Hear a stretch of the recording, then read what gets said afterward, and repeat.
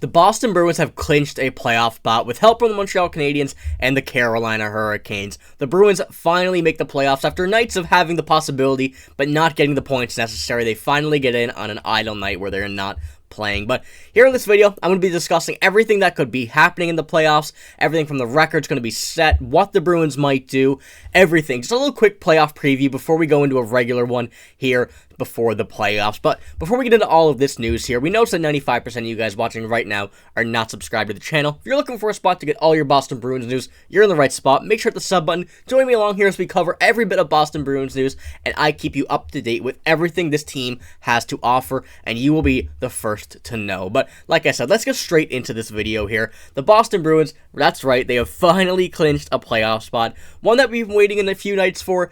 They haven't been able to get the points, but finally we've seen that X next to the Boston Bruins name, and I'm going to discuss here a lot of stuff, like I said in the intro here, but I'm going to put this one here first. By virtue of the Philadelphia Flyers' 4-1 loss to the Habs, the Hurricanes' 4-0 win over the Red Wings, only needed one of those to occur, the Boston Bruins have punched their ticket to the 2024 Stanley Cup playoffs. Obviously, there are a lot of perspectives. Preseason odds were not optimistic about the black and gold, losing Patrice Bergeron and David Krejci, and not truly filling those spots.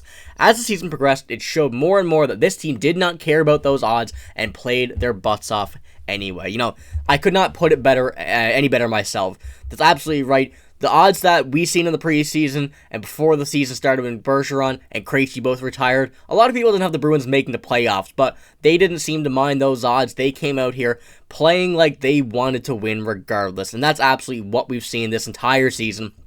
You couldn't be happier. There have been some struggles as of late, let's not deny that, but the Bruins are in their centennial season. They know the odds that are going to be going into the playoffs. They know that they're going to be doubted once again going into these playoffs. There are going to be bumps along the way, but this is absolutely where the Bruins want to be, and this is where they absolutely deserve to be. But I have another screenshot here. This one here. Thanks to the New York Islanders beating the Florida Panthers 3-2 on Thursday night, the Boston Bruins have also remained in first place in the Atlantic Division. However, the Carolina Hurricanes beating the Detroit Red Wings 4-0 and clinching a playoff berth, the Bruins fell into 4th seed for the race for the President's Trophy, behind the Hurricanes, the Stars, and the New York Rangers.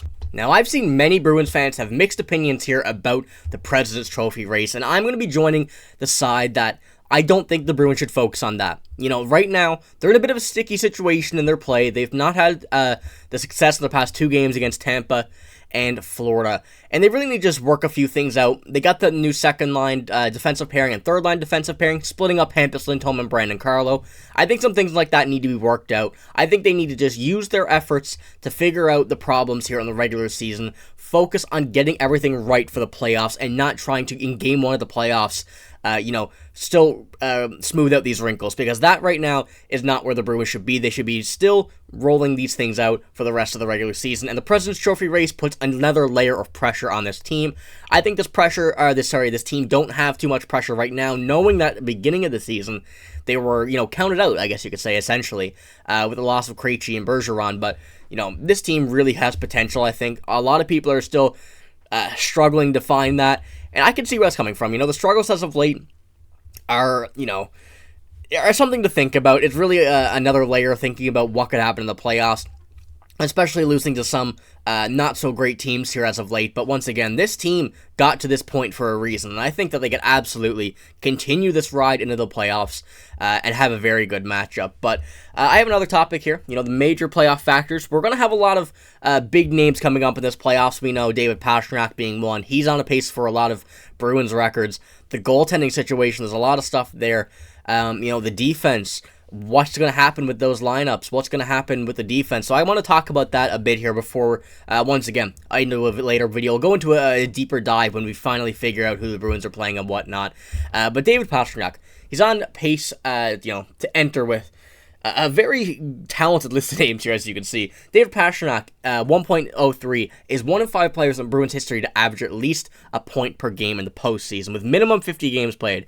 You can see some legendary Bruins names there. So, once again, this is going to be, I think, a David Pastrnak-filled playoffs. We're going to see a lot of him obviously, we know what he's done in the regular season. He's absolutely lit it up, and I don't expect that to stop come playoff time. I see a lot of people also saying that David Pastrnak is invisible in the playoffs, and those people simply haven't watched a David Pastrnak playoffs. You can see there, in minimum 50 games, he's just over, very just over, point per game. So, I think David Pastrnak's going to have a massive playoffs. He's going to want to keep on climbing that list of Bruins legends that you just seen there.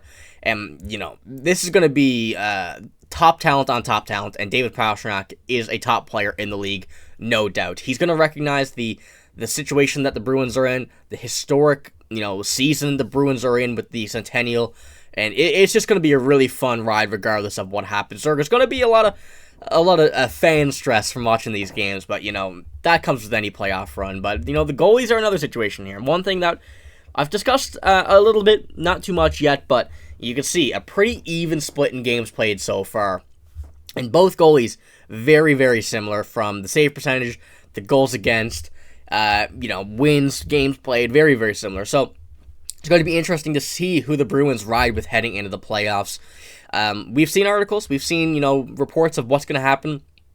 We've seen that they're likely going to ride on the goalie that's on a high right now, which to me is Linus Ullmark. He's been playing just slightly better as of late.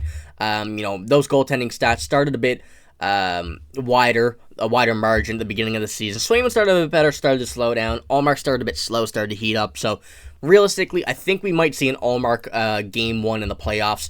Once again, I'm no coach, so I could definitely be wrong, but to me, that just seems like the right decision as of now. There still are a few games left to analyze and take a look at what goalie is going to be better going into the stretch here, the final stretch of the regular season, so I think it's really going to be dependent on that as well.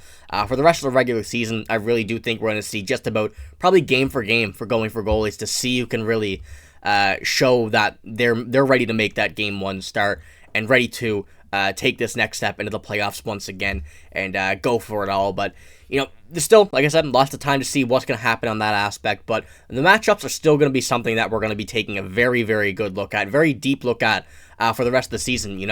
The Athletic has a top playoff matchup that the Bruins are involved in one of them. This is not just featuring the Bruins, but the Bruins are featured in one of the top hopeful matchups, one of the top potential matchups of the postseason. That here is the Maple Leafs versus the Bruins.